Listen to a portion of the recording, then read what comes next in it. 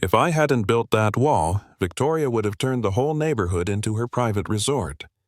It followed every HOA rule to the letter, but somehow it triggered a meltdown that collapsed the entire board. That morning I sipped coffee watching the lake shine like silver. Then came the scream. Victoria, 30. HOA president, queen of surveillance, was shrieking from across the street. Her rage. My wall blocked her million-dollar view. But this wasn't about offense. It was about power. Months of trespassing lies secret rentals all behind her clipboard smile.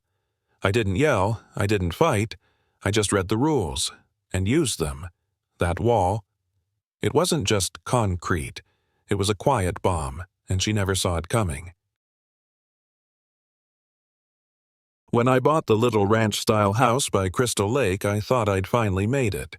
No deadlines, no alarms, just morning coffee on the dock and the sound of loons instead of inbox pings. Neighbors waved as if we still lived in a simpler time. Lawns were neat and inviting. It felt like the kind of place where people still borrow sugar and mean it. Except her. Victoria lived directly across the cul-de-sac in a 5,000-square-foot fortress perched on a tiny hill like she was surveying her kingdom. She never waved. Just stared through the lace curtains, arms crossed like she was judging the very air I breathed.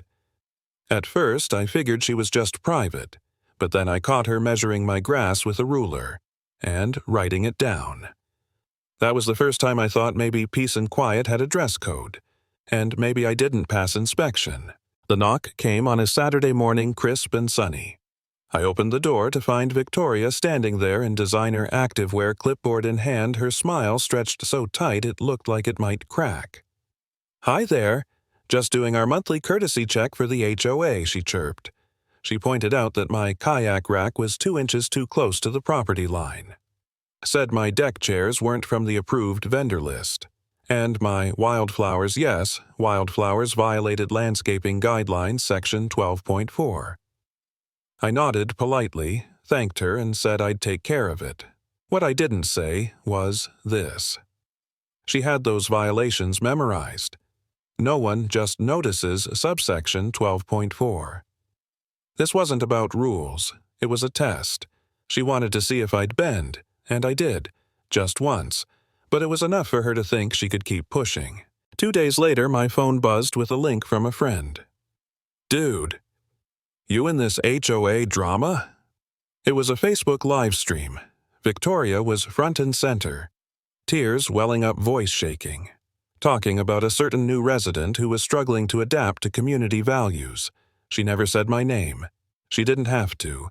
She filmed it from her porch with my kayak in the background. Comments rolled in. Neighbors chime so sad hope he cooperates. I was stunned. I hadn't broken any real rules. I fixed everything she asked. But here she was painting me as some careless rebel ruining the harmony of Pine Ridge. That's when it hit me. Victoria wasn't just picky. She was playing the long game. This wasn't about plants or furniture. This was about control, and she just made me the villain in her show. That Saturday, I walked out with my coffee and nearly dropped the mug. A couple I'd never seen before was lounging on my dock, shoes off, coolers unpacked, taking selfies like it was their private beach. "Excuse me," I called. "Can I help you?" They looked up cheerful. "Oh, hey, we booked the Henderson Lakeside Retreat. Amazing location, by the way. Henderson Retreat," I asked to see the listing. They pulled out their phone. And there it was, photos of my dock, my backyard, and even my kayak, under Victoria's name. She was renting out access to my property like it was part of her house. $300 a night. I stared at them, too stunned to speak. They smiled, waved, and asked if I had extra towels. At that moment, I realized Victoria had crossed a line I couldn't ignore. I marched across the street, heart pounding. Victoria was out front, casually power washing her driveway like nothing had happened. I held up my phone with the listing still open. My dock, my photos, my guests. She didn't blink. Didn't even pause the hose. Just tilted her head and said, "Well, the lake is a shared community asset. You wouldn't want to be selfish, would you?" I stared at her stunned. She kept going. If you make a fuss, I'm afraid I'll have to report you under the Neighborhood Harmony Clause. We don't allow hostility here." Then she smiled. A perfect, Botoxed smile. Like she was doing me a favor. "And really, you should be grateful," she added. "My guests are high quality. They elevate the neighborhood." That's when I knew. This wasn't ignorance, it was strategy. She was running a scam. And I'd just found ground zero. That night, I didn't sleep. I didn't rage post. I didn't yell at the sky. I made a drink, sat down at the kitchen table, and pulled out the HOA bylaws. All 68 pages of them. Font size 10. If Victoria was going to hide behind rules, I was going to learn every single one. It read like a mix of legal jargon and petty suburbia. Height limits, shrub spacing, acceptable mailbox finishes. But, buried halfway through, was gold homeowners may erect privacy fences and structures up to 12 feet as long as materials and placement comply. No pre-approval needed if within property line. Even better, a grandfather clause protected property rights before the HOA was established. My house predated the HOA. I leaned back, smiled, and for the first time since moving in felt like maybe I was the one holding the clipboard now. I called Derek, college roommate. Now a real estate attorney with a thing for HOA horror stories. He picked up, I explained, and he laughed so hard I had to hold the phone away. "You mean she's trespassing, running a fake rental, and threatening you with bylaws?" He whistled. "She's not just wrong, she's legally daring you to crush her." He offered 2 options. Sue immediately drag her into court, or something more poetic. Why not build the biggest legal view-blocking wall this HOA's ever seen? Derek was practically giddy. It's malicious compliance. She used the rules. "Now you do 2 better." I paused. A wall. I looked out my window. Victoria's giant house sat up high, its massive windows staring straight into my backyard. Yeah. A wall sounded just right. Tall, legal, and personal. If I was going to do this, it had to be flawless. No shortcuts, no legal gray areas. Just clean, tight, by-the-book revenge. First, I hired a licensed surveyor to mark every inch of my property line. I wasn't giving her one excuse to challenge it. Then, I found a local crew, reliable, fast, used to HOA restrictions. I asked for cedar neutral stain, 12 feet tall, and quiet professionalism. I even hired an architect to draft it all out just in case Victoria tried to argue visual obstruction. It wouldn't just be a wall, it would be a monument.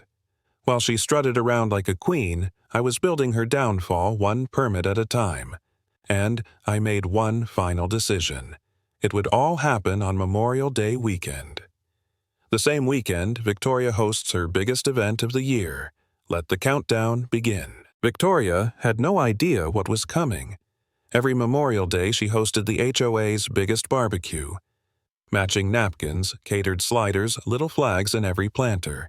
The whole neighborhood showed up. This year would be no different. Except at 7 a.m., while she was setting out bunting, a convoy of trucks rolled up to my driveway. Flatbeds, cement mixers, toolboxes clanging. She came outside, confused. I waved. "Morning. Hope the party's still on." She blinked at the growing stack of lumber. "Are you doing home repairs?" "Something like that," I said. By noon, post holes were dug and concrete was setting. She stood on her lawn, guests arriving, watching 12-foot beams rise between her view and the lake. Every guest who passed asked the same thing. "What's he building?" And I just smiled. A boundary. By Saturday afternoon, the posts were set in solid concrete and the crew moved fast. Every hammer swing echoed through the cul-de-sac. Thud, thud, thud. Victoria's guests tried to make small talk over the noise, but eyes kept drifting toward the structure growing in real time. She stood frozen on her porch, holding a paper plate full of deviled eggs as cedar panels slid into place one after another. By evening, the wall was up to her second floor. It was clean, precise within every guideline. And it was beautiful. Natural grain smooth lines, perfect spacing. My backyard became my own again, and her view became Would. She didn't say a word. Not yet. But I saw her face twitch when someone asked, "Did he need your permission for that?" And I knew the real party hadn't even started. Just before sunset, it happened. I was halfway through a cold beer admiring the final panel when I heard it. A scream. Not startled, not playful. This was a full-body shriek from across the street. Victoria stormed out like a soap opera villain. Hair frizzed, eyes wild. She marched over with a flock of party guests trailing behind her like confused ducklings. "What do you think you're doing? This is harassment. This is obstruction. This is war." I stayed calm, reached behind my chair, and handed her a folder. Inside were copies of permits, surveyor reports, HOA guidelines, screenshots of her rental listings, and a cease and desist letter from Derek's firm. She flipped through it slowly, face shifting from fury to fear, and behind her, the whispers had already started. She kept flipping through the folder like she might find a loophole hiding between the lines. But there was nothing. One guest pulled out their phone, scrolled, paused. "Wait, is that my backyard in this photo?" Another turned to her. "You said this was your private beach access. That's his dock." Someone whispered the word fraud. Then louder. "Did you get permits for any of this?" Victoria tried to recover. Started babbling about neighborhood unity and shared values, community synergy, and beautification goals. But the tone had shifted. These weren't her followers anymore. They were witnesses, and every one of them had just seen behind the curtain. Someone muttered, "Can HOA insurance even cover this?" Her hands shook. She looked at me like I'd set her house on fire with paperwork, and in a way I had. The next morning I got an email marked urgent. Victoria had called an emergency HOA board meeting. Tuesday night, community center. Mandatory attendance. The subject line screamed, "Unauthorized construction. Threatens neighborhood standards." She was trying to force a vote, have the wall torn down, reclaim control. But I wasn't worried. Over the weekend, screenshots of her listing had made the rounds. A Reddit thread popped up. Title: HOA President Running Fake Lakefront Resort. The comments were brutal. Some guests were already demanding refunds. By Tuesday, the neighborhood buzz was electric. People whispered on sidewalks. Smiles were tighter, eyes sharper. This wasn't just about me anymore. It was about trust, and Victoria was suddenly looking very untrustworthy. I put on a clean shirt, grabbed my laptop, and headed to the meeting with the calm of someone holding all the receipts. The community center was packed. Every seat taken. Victoria sat at the head of the table trying to look composed. I connected my laptop to the projector. Slide after slide appeared on the big screen. Photos of my permit surveyor reports, screenshots of her fraudulent listings, video clips of trespassers using my dock. I spoke calmly but firmly. This is not just about a wall.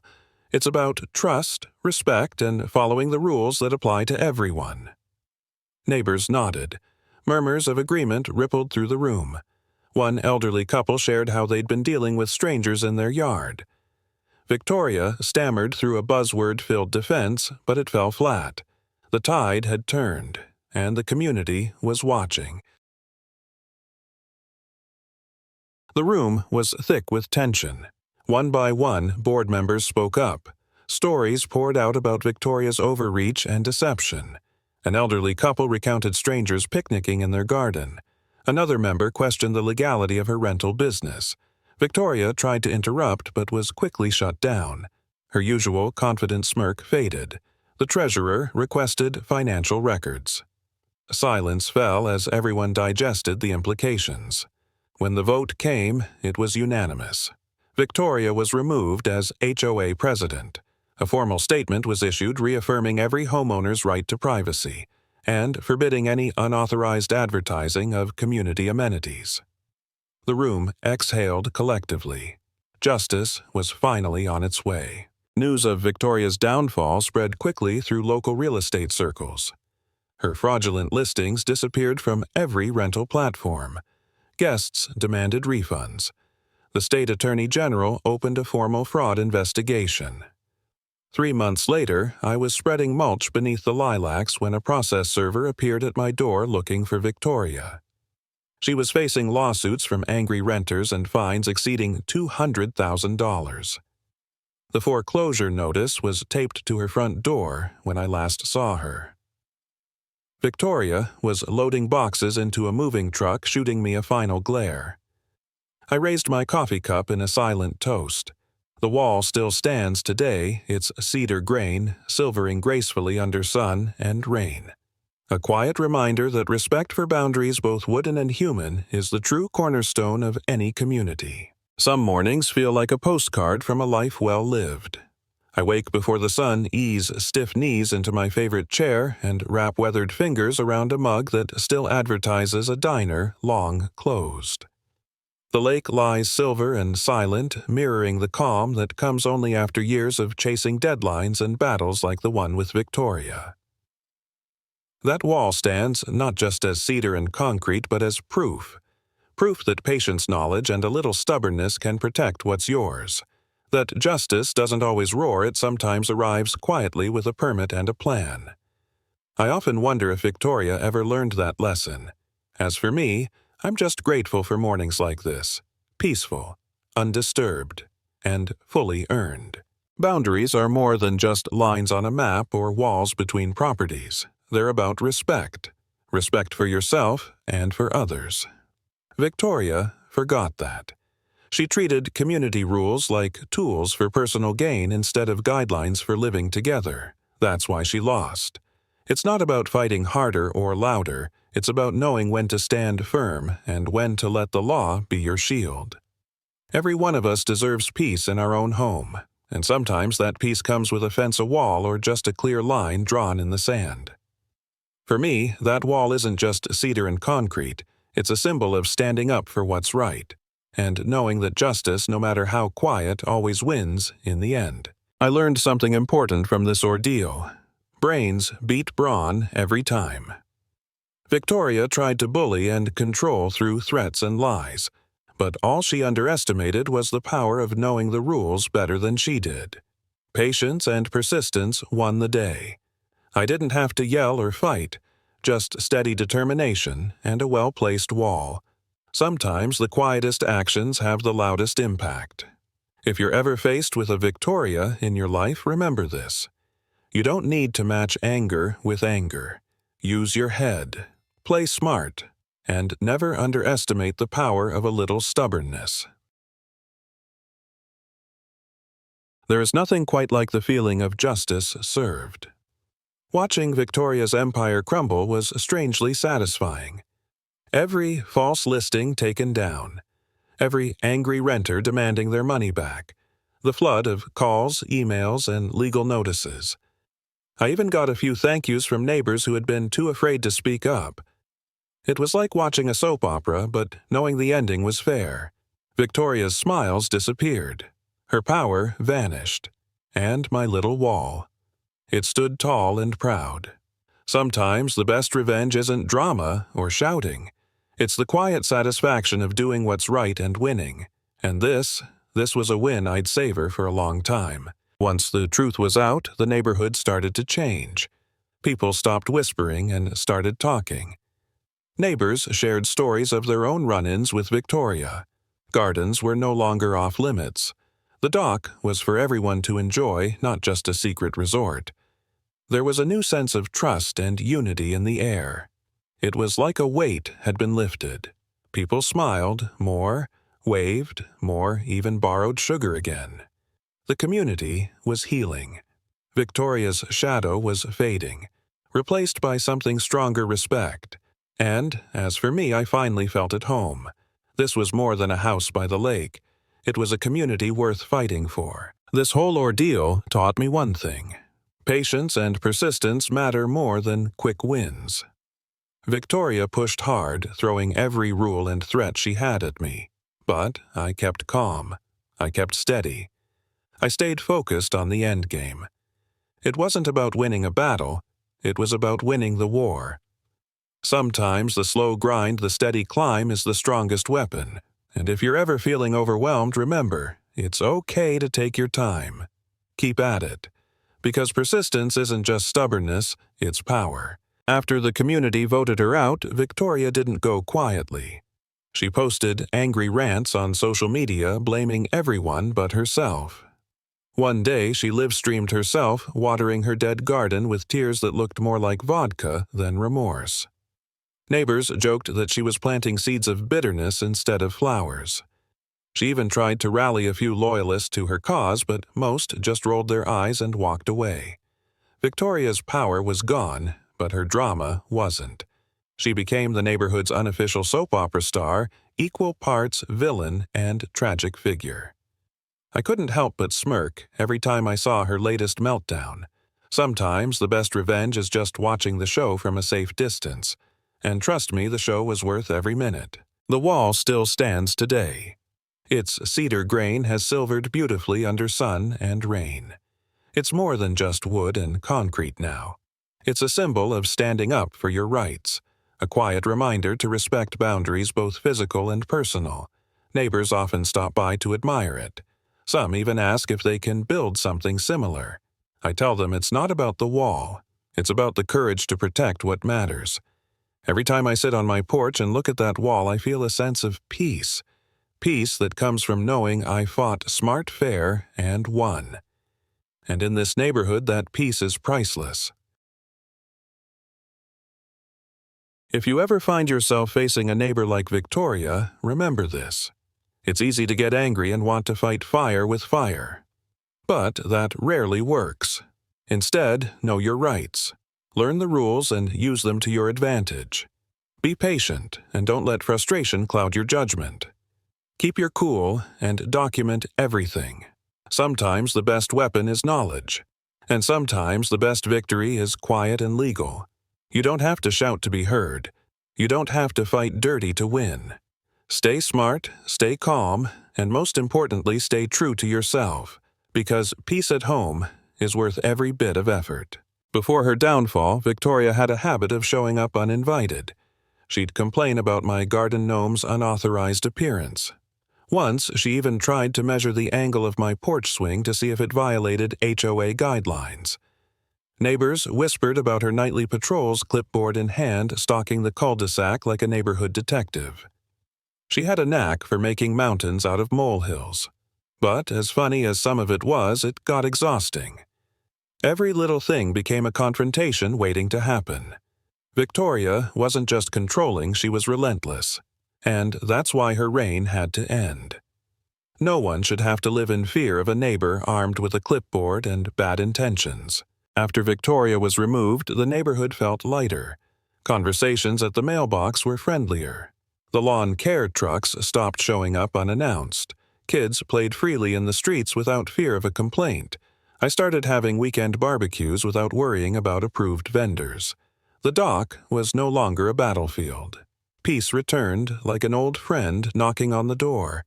I looked around one evening and realized something. The true value of this community wasn't the lake or the houses. It was the people who lived here and the respect we showed one another. That wall I built, it didn't just block a view, it rebuilt trust. Living in a community means more than owning property. It means sharing space, respect, and responsibility. Victoria forgot that simple truth. She used power for personal gain and lost sight of what mattered. But we learned from it. I learned that standing up doesn't have to be loud or angry. Sometimes it's quiet, legal, and patient. Sometimes it's about building walls to protect what's dear. But more than anything, it's about protecting each other. That's what makes a neighborhood a home, and that's a lesson I'll carry for life. Because in the end, peace isn't just given, it's earned together. Stories like this remind us how complex real life can be, how people's actions are shaped by fears, desires, and sometimes selfishness. I hope this tale of Victoria and my wall encourages us to look beyond just right and wrong to understand the human stories underneath. Respect for boundaries, whether physical or personal, is the foundation of any peaceful community. Standing up for ourselves doesn't mean fighting loudly. Sometimes it means patience, knowledge, and quiet strength. If this story resonated with you, please give it a like and consider subscribing. Your support means the world and helps share more real-life lessons like this. Thank you for listening, for understanding, and for being part of this community. Remember, peace is earned together with kindness, courage, and respect. Take care, and I'll see you in the next story.